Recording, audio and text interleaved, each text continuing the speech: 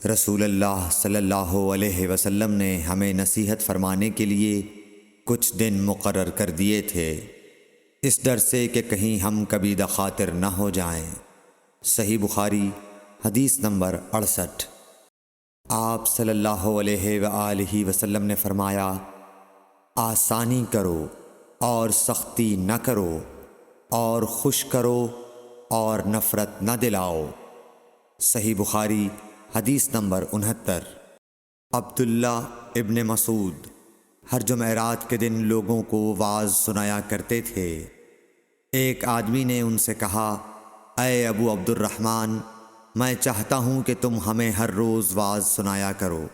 انہوں نے فرمایا، تو سن لو کہ مجھے اس امر سے کوئی چیز مانع ہے تو یہ کہ میں یہ بات پسند نہیں کرتا کہ کہیں تم تنگ نہ ہو جاؤ، اور میں واعظ میں تمہاری فرصت کا وقت تلاش کیا کرتا ہوں، جیسا کہ رسول اللہ صلی اللہ علیہ وسلم اس خیال سے کہ ہم کبھی دخاطر نہ ہو جائیں واعظ کے لیے ہمارے اوقات فرصت کا خیال رکھتے تھے۔ صحیح بخاری حدیث نمبر 70۔ رسول اللہ صلی اللہ علیہ وسلم نے فرمایا، جس شخص کے ساتھ اللہ تعالی بھلائی کا ارادہ کرے اسے دین کی سمجھ عنایت فرما دیتا ہے، اور میں تو محض تقسیم کرنے والا ہوں، دینے والا تو اللہ ہی ہے، اور یہ امت ہمیشہ اللہ کے حکم پر قائم رہے گی، اور جو شخص ان کی مخالفت کرے گا انہیں نقصان نہیں پہنچا سکے گا یہاں تک کہ اللہ کا حکم قیامت آ جائے اور یہ عالم فنا ہو جائے۔ صحیح بخاری حدیث نمبر 71۔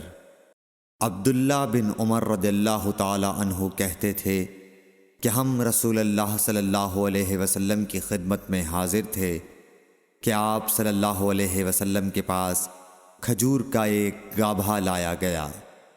اسے دیکھ کر آپ نے فرمایا کہ درختوں میں ایک درخت ایسا ہے اس کی مثال مسلمان کی طرح ہے۔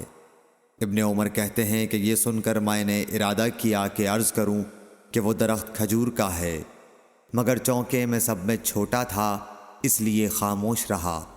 پھر رسول اللہ صلی اللہ علیہ وسلم نے خود ہی فرمایا کہ وہ کھجور ہے۔ صحیح بخاری حدیث نمبر 72۔ رسول اللہ صلی اللہ علیہ وسلم کا ارشاد ہے کہ حسد صرف دو باتوں میں جائز ہے، ایک تو اس شخص کے بارے میں جسے اللہ نے دولت دی ہو اور وہ اس دولت کو راہ حق میں خرچ کرنے پر بھی قدرت رکھتا ہو، اور ایک اس شخص کے بارے میں جسے اللہ نے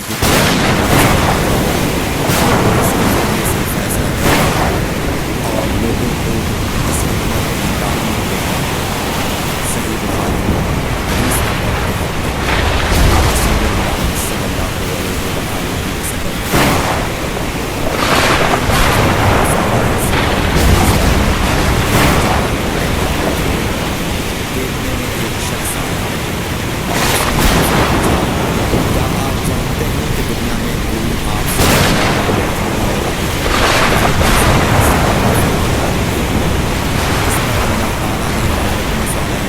کے پاس وہی بھیجی کہ ہاں ہمارا بندہ خضر ہے جس کا علم تم سے زیادہ ہے۔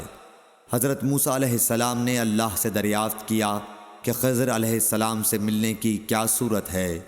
اللہ تعالیٰ نے ایک مچھلی کو ان سے ملاقات کی علامت قرار دیا اور ان سے کہہ دیا کہ جب تم اس مچھلی کو گم کر دو تو واپس لوٹ جاؤ، تب خضر سے تمہاری ملاقات ہوگی۔ تب موسیٰ علیہ السلام چلے اور دریا میں مچھلی کی علامت تلاش کرتے رہے۔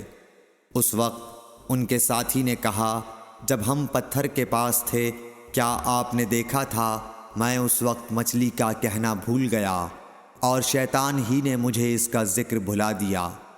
موسیٰ علیہ السلام نے کہا، اسی مقام کی ہمیں تلاش تھی۔ تب وہ اپنے نشانات قدم پر پچھلے پاؤں باتیں کرتے ہوئے لوٹے۔ وہاں انہوں نے خضر علیہ السلام کو پایا۔ پھر ان کا وہی قصہ ہے جو اللہ نے اپنی کتاب قرآن میں بیان کیا ہے۔ صحیح بخاری حدیث نمبر 74۔ حضرت ابن عباس رضی اللہ تعالی عنہ نے فرمایا، کہ ایک مرتبہ رسول اللہ صلی اللہ علیہ وآلہ وسلم نے مجھے سینے سے لگا لیا اور دعا دیتے ہوئے فرمایا کہ اے اللہ اسے علم کتاب قرآن عطا فرمائیو۔ صحیح بخاری حدیث نمبر 75۔ عبداللہ بن عباس رضی اللہ تعالی عنہ نے فرمایا کہ میں ایک مرتبہ گدھی پر سوار ہو کر چلا۔ اس زمانے میں میں بلوغ کے قریب تھا۔ رسول اللہ صلی اللہ علیہ وسلم منا میں نماز پڑھ رہے تھے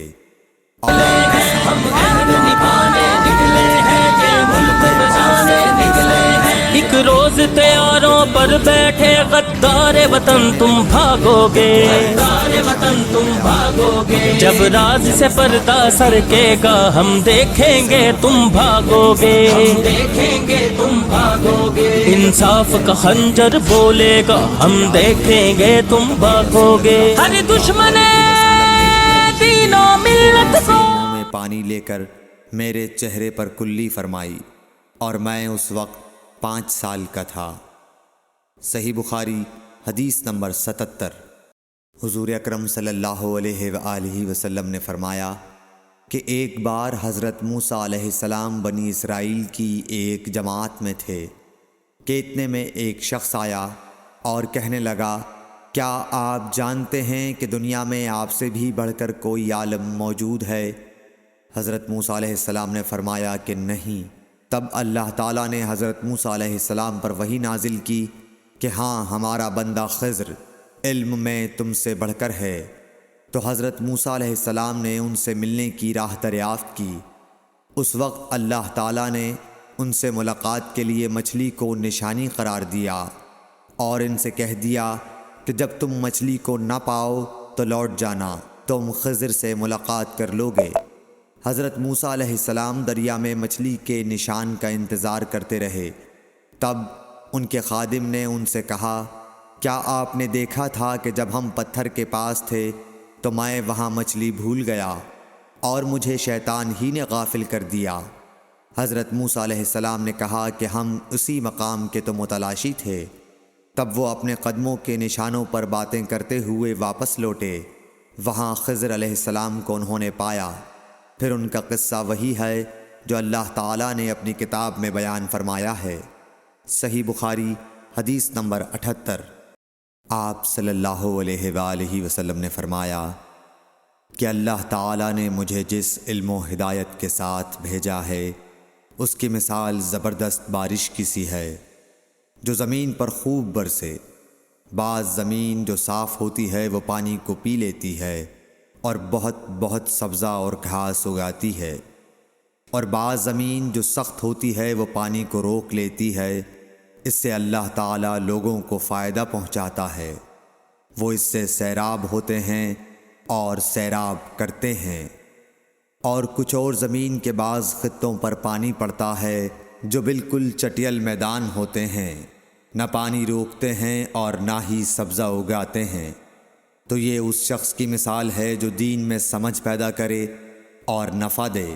اس کو وہ چیز جس کے ساتھ میں مبعوث کیا گیا ہوں اس نے علم دین سیکھا اور سکھایا، اور اس شخص کی مثال جس نے سر نہیں اٹھایا یعنی توجہ نہیں کی اور جو ہدایت دے کر میں بھیجا گیا ہوں اسے قبول نہیں کیا۔ صحیح بخاری حدیث نمبر 79۔